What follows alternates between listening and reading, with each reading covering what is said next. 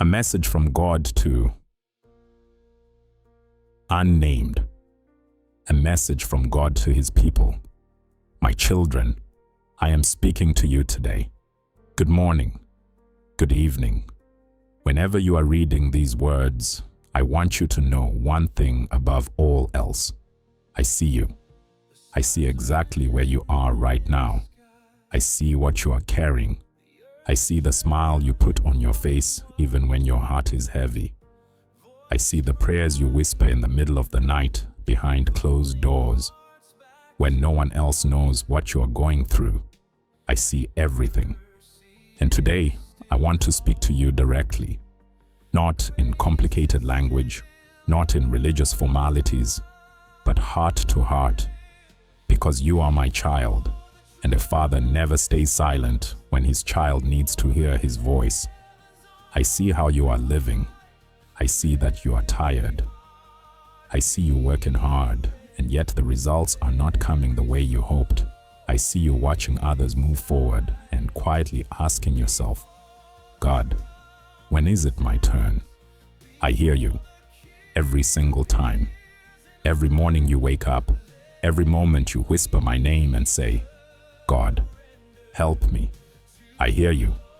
Not one prayer has ever fallen to the ground without me picking it up. But today I need to tell you something very important. Something many of my children have forgotten. You ask me for much, but listen to what I am telling you. Every day my children come to me with a list. God, perform a miracle for me. God, bless my work. God, give me money, give me health, give me success. God, fix this for me. God, send something down from heaven for me. I listen to all of it. I am not angry. I understand that you need me. But today, I must speak a truth to you in love. I do not owe you anything, my child. Wait, before you close your heart, hear me out. I do not owe you anything because I have already given you everything. I gave you life. I gave you a body that functions. I gave you a mind that can think, create, and solve problems. I gave you time, 24 hours every single day. And even while you sleep, your heart beats, your lungs breathe, your blood flows. I am working for you even when you do not know it.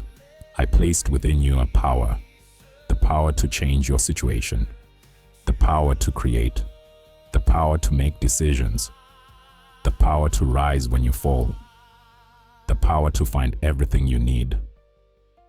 You are not helpless. You are not a victim. You are a child of God who carries everything needed to move forward. Let me show you the children who understood this. Let me remind you of a few people who grasped this secret. People who understood that the work does not begin with me, it begins with them. There was a day when a crowd of 5,000 people were hungry. My disciples came to me with the problem, God, make food fall from heaven. But I did not make food fall. Instead, I asked a question.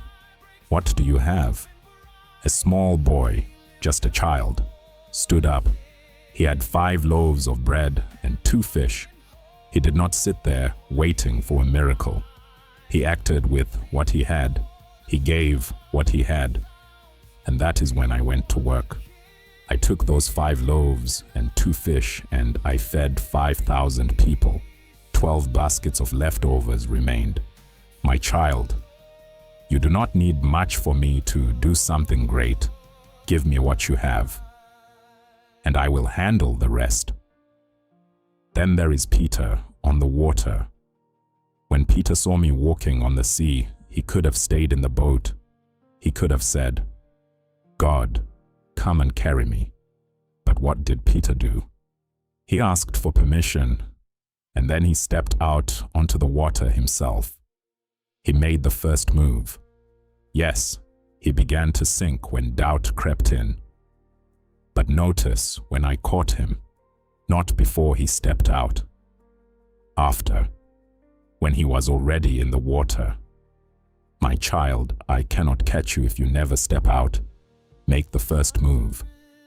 I am there for the rest. And there was a widow, a woman with just a little flour and a little oil, who was preparing what she believed would be her last meal before she and her son starved. When my prophet arrived, he asked her to bake for him first, before she fed herself and her child. He was asking her to act in faith before she saw the result. This woman could have said, "God, send me a miracle first, then I will act." But she did not. She rose, she baked, she gave, and her flour never ran out. Her oil never ran out. Not until the season of famine had passed. My child, faith does not sit still. Faith moves. And finally, remember blind Bartimaeus. When he heard that I was passing by, he could have stayed where he was. He could have thought, "I am not worthy. I am too far away. I cannot." But he cried out loudly.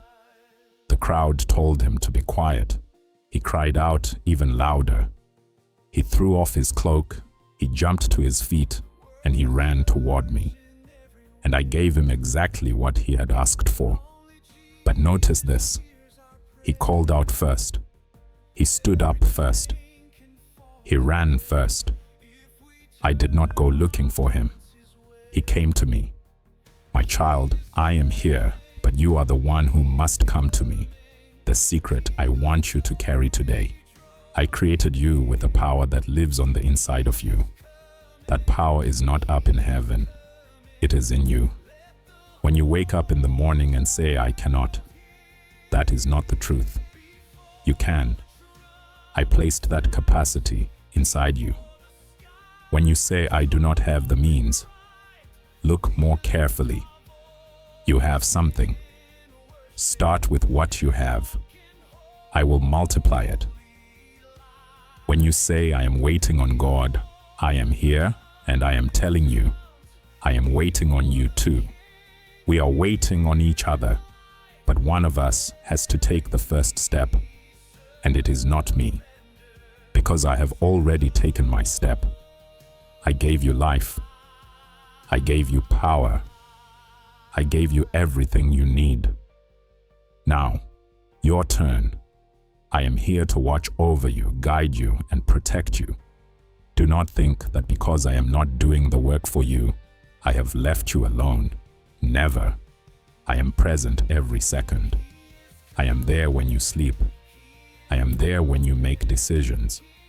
I am there when you make mistakes. I am there when you succeed. I am watching, not to judge you, but to see the moment when I need to put you on the right path.